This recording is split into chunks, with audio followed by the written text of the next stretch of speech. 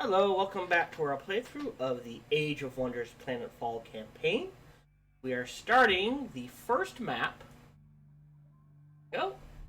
of the Assembly. They are, let's see, the race of cyborgs, born from destruction. These people aim to bring their newfound peace to the universe by breaking down the chaos of the galaxy and reassembling into a perfect new whole. They're the Borg! Okay. Got it. They use arc weapons and firearms. Well, that's good, isn't this? Arc and kinetic damage. That's good. Because we use arc and kinetic damage. They reassemble fallen units, bringing them back to life, gather extra resources from battlefield victories, excellent research, natural resistance to arc damage. Alright, that's cool. Something to keep in mind. As of the day of this recording, there has been a massive balance patch. I don't know what changes those are going to make. I know they made changes to the assembly, specifically because apparently they felt they were severely overpowered. I will never be able to recognize those changes because I have not played the assembly since before the patch, technically. So, if you've played the assembly before, and you notice changes from the way either descriptions or how things work, that is because there was a massive balance patch. Most of the races got minor tweaks, but I guess they literally re-overhauled the assembly. So that is something to keep in mind. We use synthesis on the Syndicate map. And these guys will be a better match for the assembly since we can use all of the damage channels. That will be interesting. So we're going to go ahead and customize the commander. Assembly can't change. Synthesis can't change. Background. Star Union Scholar. Okay. Data repository. Basic equipment. Okay. That's what they're giving us. No vice. Yeah, that's what I use, is Slobs. Streamlabs OBS. Hence my, if I switch over to my... That's how I got this screen. So, I'm going to say right now, nothing beats starting with Veteran. You can make up all of this just by playing the game. But those 3 levels at start are very powerful. No worries. Data repository is decent, but I'm liking colonist cryopads more and more because it allows you to snag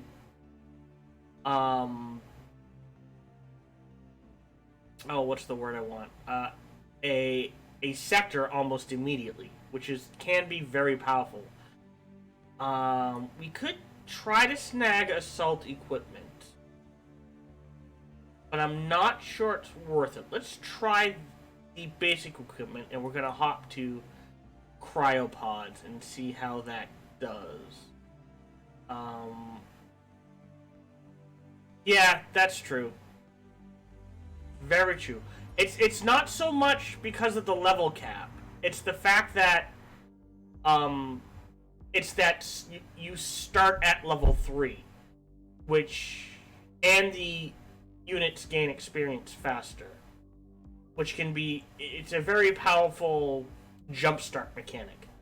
I don't think any of you were around for this, but I want to say, what's the Vanguard map 1, I took off of Veteran, and I had to wait a number of turns before I could assemble a force strong enough to just match some of the creeps around the starting area.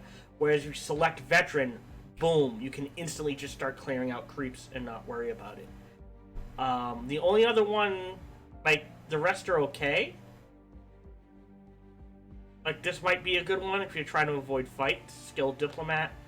Where is it? Oh, I think that's down here. The military detachment's pretty good. If you start with a larger starting army, you can clear out things twice as fast pretty quickly.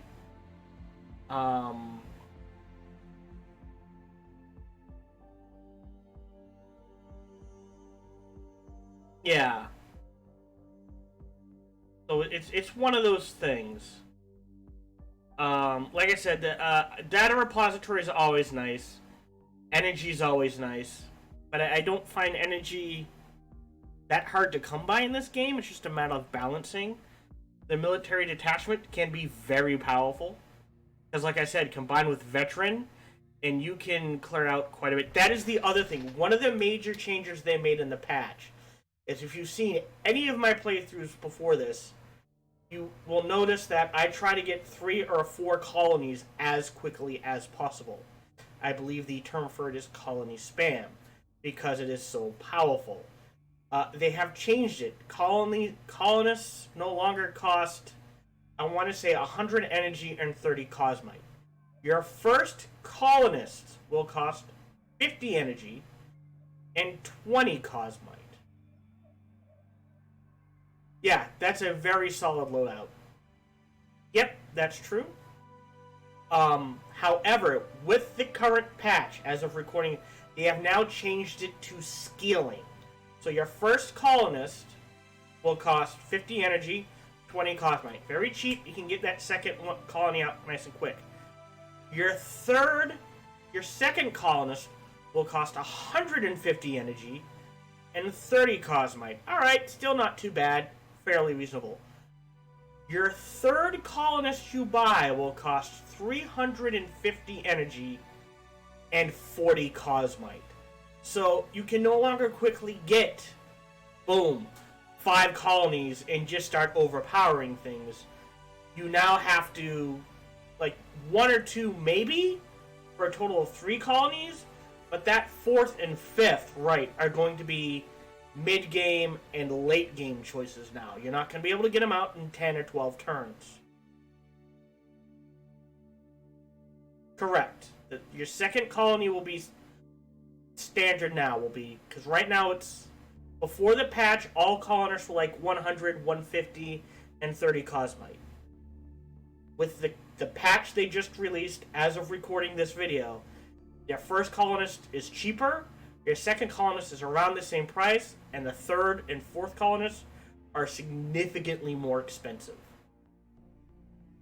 Which we should see. So these cryopods are going to pay for themselves and getting other things. So we're going to try out this and see how it goes. I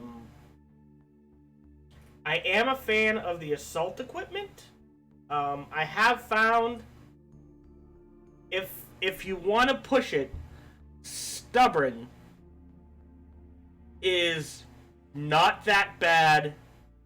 You know what? We're going to take stubborn and grab assault. Go ahead. For those of you, and I should have it set up on my channel, I run a dual screen setup. So I've got the game on one screen, everything else on another screen. When I'm on my own, I will very often have YouTube or Twitch going on one screen, and I'll be playing Warhammer, Total War Warhammer. Oh, I am. Oh well, that's okay. But of the vices, you know, Cruel gives you +4 on happiness and 200 morale each time you kill a unit in battle. Well, +4 on happiness isn't really worth a 200 morale boost per kill.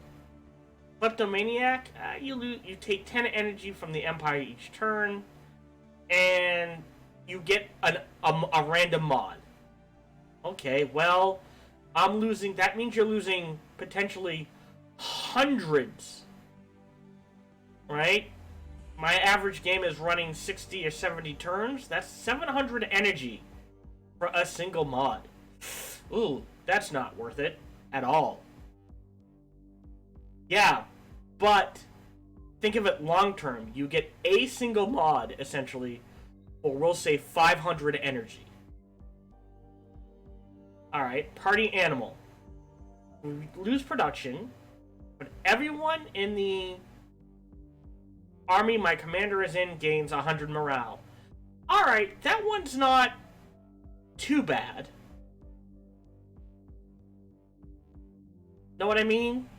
You're losing 10% production. You eventually can get so much production you can make up for it. And you get free morale. That's not too bad. I'm not sure it's quite worth it, but decadent. You lose 10% food, but your guy gets... Yeah, no. It isn't, but let's compare all of those to stubborn. You lose 10% resistance, but everyone in your army gets resistance to static. You lose 10% knowledge, but everyone in your army gets +2 to resistance to all status effects. All of them. That's, from what I've noticed, that's about essentially for losing 10% of my research, which I can easily make up. Everyone in the army of my commander gets 20% increased resistance to everything. Compare the two? That's not too bad. That's, for me, like, the party animal, fine. Kleptomaniac, it doesn't matter. None of these really matter in the long run. You're looking at the short-term goal, the short-term bonus versus, you know, what you're losing in the long. Like you said, by the end of any given game, you've got a solid 600 to 700 energy in the bank easily. You'll be making 100 to 200 energy per turn by late game. It's a pittance. But at the beginning, when energy can get tight, you know, that's the difference between, alright, I can afford another army or another unit, and, well, I'll have to wait an extra turn or two just for a mod. Cruel. Alright, that is every colony having +4 happiness versus, right, I get a morale boost if I kill something in battle. Okay. Party animal. Alright, I lose production, but all my units gain 100 morale. Again, by the end game production, every city should be pumping 100 to 200 production out per turn. Easily. No questions asked. You know what I mean? Plus 100 morale? That could be worth it. Decadent. I lose 10% food, but my guy gets 10%... an extra +10 for health. Well, but that +10 for health could be the difference between a victory or a defeat, especially early game. So, well, maybe. Stubborn. Wait a minute. I give up 10% of my knowledge, which in early game is 1 or 2 points? Oh no. But in exchange, all units in my commander's army get 20%, at least from what I've seen. I'm sure I am doing the math horribly wrong, and I am doing confirmation bias up the ass. From what I have seen, that is, you lose 10% of your knowledge. Oh no. But my commander's army gets 20% resistance to every status effect. That's... And then you start stacking that? Yeah, that's true. You might overpay for it, but considering what... and I guarantee you this is how they balanced it, is... Alright, well... What's stubborn compared to party animal in Decadent? They don't actually look at the points. They sat down as someone who has made... I used to play a lot of Dungeons and Dragons. And I've been playing Dungeons and Dragons since, oh wow, I'll say 1988, 1989. I have made a lot of character classes over the years for fun. And watching how people screw that up, they sit down and just go, alright, I want this to do this, so I'll just give it these abilities. What these guys sit down and probably did to balance it is, alright, let's look at backgrounds. What would be a good 1-point background? Skilled diplomat. Alright. We feel martial tradition is equal to 2 skilled diplomats, so that is 2 points. And then they left it alone. I may be overpaying, but I don't care about that extra point. I honestly don't. Because I know what a lot of people probably do is, alright, I've got an extra point, I'm going to grab the vehicles. Aha! This is where I'm getting to, Dalulu. Dalul? Welcome to the stream, by the way. When you get to the vehicles, I don't like vehicles because the way they balance vehicles is, let's say your commander has 80 hit points, right? You stick them, Dal it is. You stick them in a vehicle, and that vehicle now has, we'll say, 60 hit points. When that vehicle dies, right? We'll do the math even better. Let's say for some reason your hero had 100 hit points, and the vehicle you're in, I think most of the vehicles have 45 or 60 hit points. So we'll say you stick them in a 60-point vehicle. So the way they balance vehicles is, your commander now has 60 hit points. When that vehicle blows up, it goes, alright, 60 hit points is 60% of 100.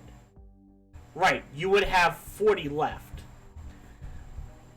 And I have never found I can stack regen and mods to make 100 biological commander nearly unkillable versus losing those hit points, giving up mods that give regen and health steal and that sort of thing.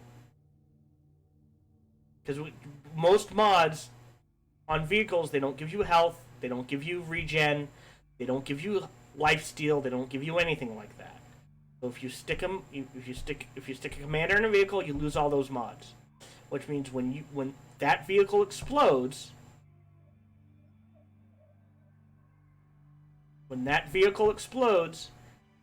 I lose any mods that was on that vehicle, and I am now basically a commander at 40% health. Whereas if I just had that 100 hit point commander, I can stack mods that give you, I can stack mods that give me my Kirko campaign. By the end of that campaign, I had a Kirko commander that had, I think, 2 mods for regen and another mod that gave him vampiric lifesteal whenever he did damage. So he could regen, I don't know, easily 30-40 hit points a turn. Versus if I had that commander in a vehicle, that vehicle explodes, I've got no mods, I've lost all that health, and now he's stuck in the middle of the combat. So, I find vehicles useless. I'm not saying someone else can't find a use for them, but given a choice between a commander and a vehicle, and a commander with mods I can control that I will get access to, I will always choose a commander without the vehicle. Because like I said, once that vehicle explodes, you lose any mods in that vehicle, and you lose percentage health. So the drawback is not worth it. Vehicle units, I'll use them. But I don't stick my commanders in vehicles. Especially if you've got the...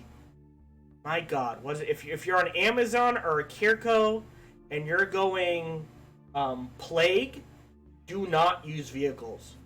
There are so many mods that give regen and lifesteal in the Amazons and the Kirko and the Plague that a vehicle is just useless because it is too much of a detriment. So we're going to go with this, and this was unusually long. We're going to go ahead and start. Let's take a look at, we'll keep the background, we'll keep the posture. Let's see what head she had. Ooh. Oh, that was just, wow, creepy. Alright, well, I like something I can look at. Horribly misogynistic, but oh well. Well, only 2. Alright. Skin decorations. Ooh, I like that one.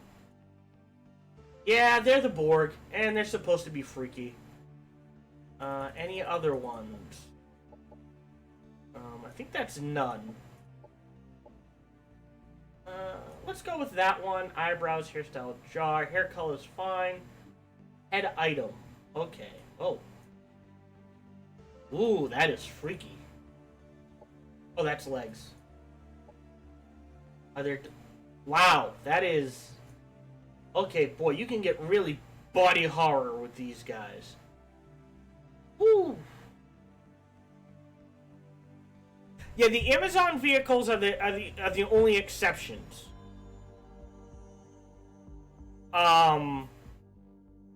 Because a lot of their vehicles can get the regen mods. And I think the Kirko can go the same way. But for any other faction, I've never found vehicles to be worth it. The Amazon and the Kirkos would be the exception. In my campaign, I have yet to bother with vehicles. Okay, well, let's... Wow, that is... freaky as heck. Alright, so let's look at legs.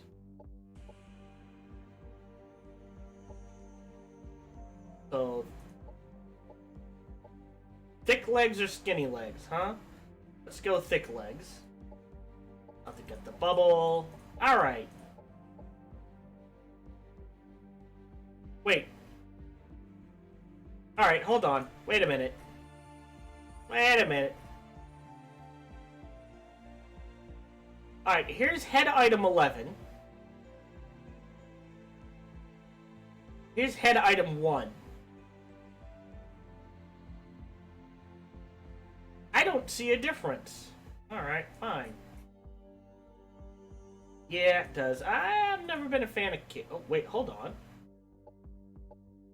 Oh. Ah! It's a unicorn. Glasses.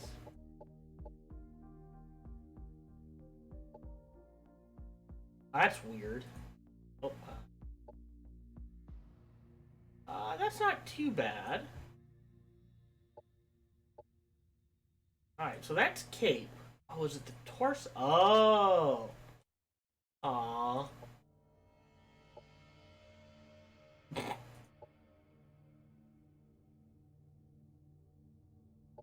Oh well. Clipping the cape it is. Alright. Skin color. What choices? Oh. Oh, we can just go all purple. Or I'm not sure if that's black. Nice and pale. Greenish.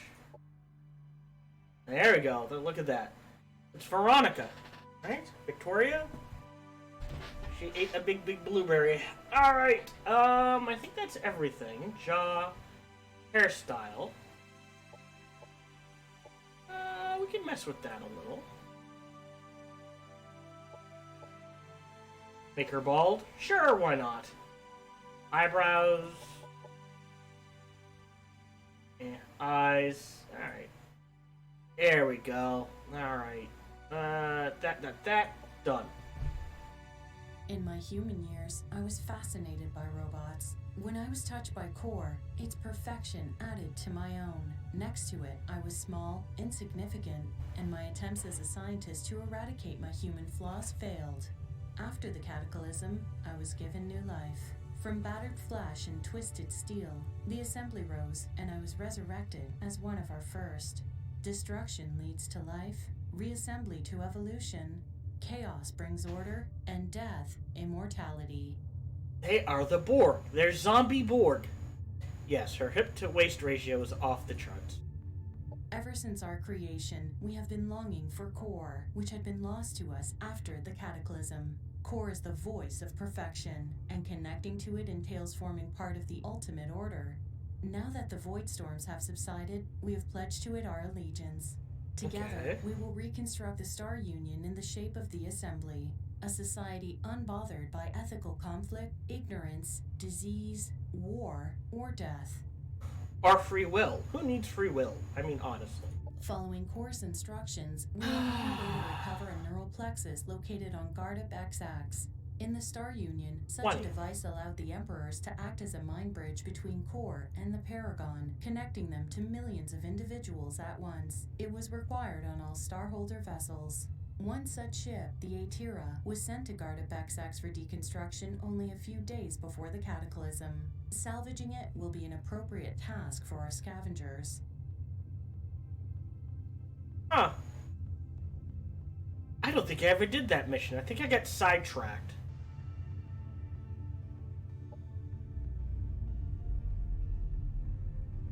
When we entered the system, we found the stabilizers at the Void Rift still intact. The probability of their destruction during the cataclysm was 99.98%, so somebody must have recently repaired them. L0G3N8 will be pleased. He has been waiting for more human subjects to process since the reassembly of Nerion Gamma. Logan 8. Alright, so medium. So we're probably going to have a number of fellow people to deal with. Land. Alright, fine. No water. I don't think we've been to a world with no water yet. There's always been a little. 100% land, so we don't have to worry about the water tech. That is good. Alright, yeah, let's go ahead and start the game and see where we are.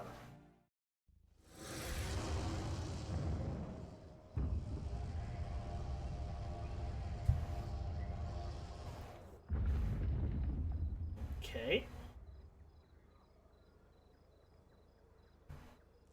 I'd almost forgotten how low human standards for waste management had been. In their case, the word waste was fitting indeed. They carelessly squandered valuable materials and resources as soon as something didn't look pretty anymore. Applying the effective techniques developed by the Assembly, I am sure we can salvage entire shipments of reusable components while we search for the wreck of the Atira. And you know by reusable components, they mean humans, too. Commander, we have detected the biopatterns of several stable populations of humanoid specimens, type Lambda 5, requesting authorization to initiate the assembly protocol. Okay. Type Lambda 5. Those must be the remnants of the recycling workers employed on guard dip. I'm going to say 20, because XX is 20. If they are anything like the spaces we've encountered before, they shouldn't offer too much resistance. Request granted Logan 8. Once reassembled, their experience in this environment will add significantly to our advantage. My god, they are a zombie Borg. Reassemble the spacers. Alright. Has a lot to offer and experienced scavengers. Look for components, resources. You got it. Search for the wreck. You got it. Alright. We will upgrade the commander in a minute. What are we going to be lacking? Well, we've got production. More production. Well, bollocks. There's some cosmite, which we're going to have to grab. So we've got a decent balance of everything, but our production looks like it's going to go through the roof. So it's going to be, well, maybe this is food, right? Because of the 2 food. This could be science. This could be science. Or this. I don't mind giving up the +5 knowledge. So either of these could be science. Are we in the middle?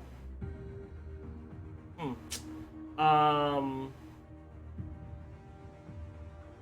we'll do a little exploring and see where things land. Let's upgrade our commander. A smig.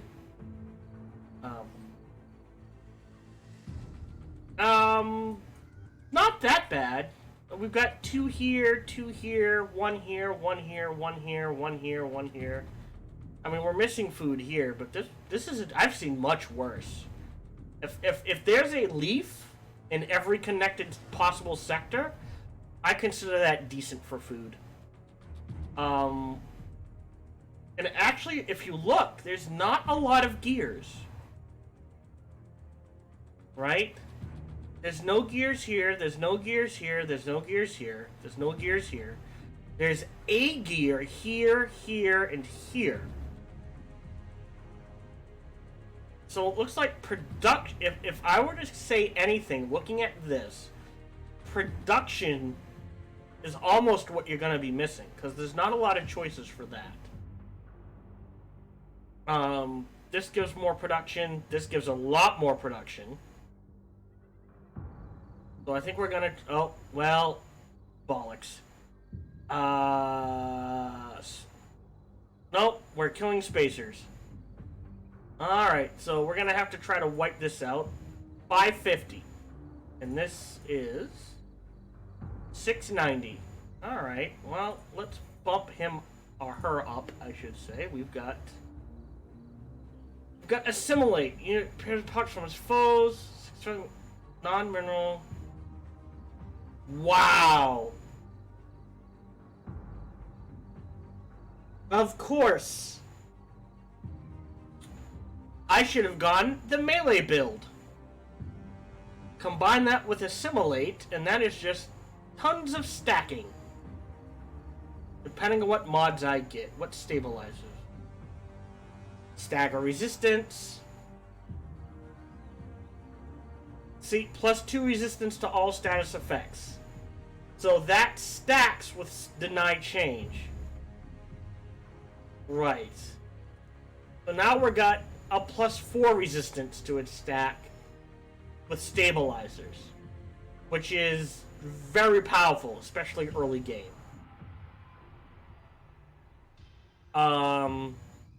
We're probably capped at level 6.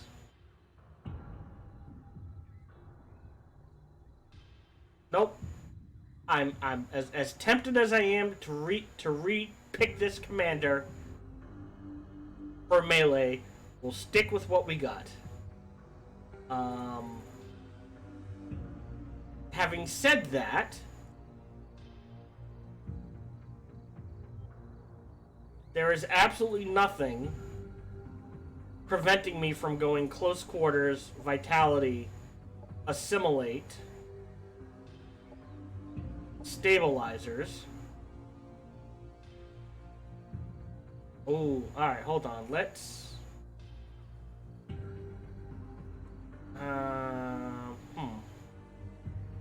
Oh, I do? Hold on. Ah, alright. You, my friend, will be going melee. Ah! But this hero does not have assimilate. He's got the nanite boosters, which is pretty good.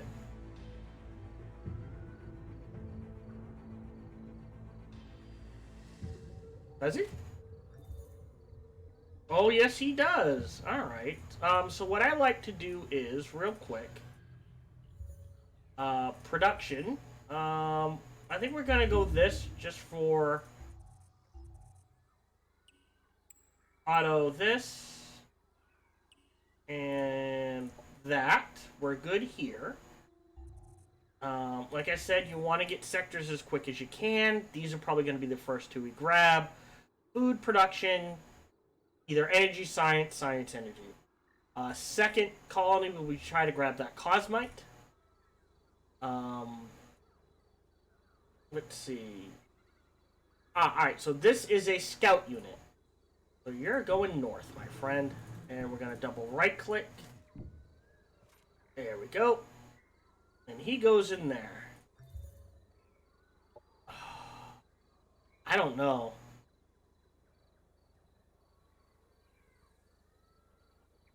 Alright, well, we're definitely getting nanite boosters and stabilizer. I'm still tempted to take assimilate in close quarters and make them both melee.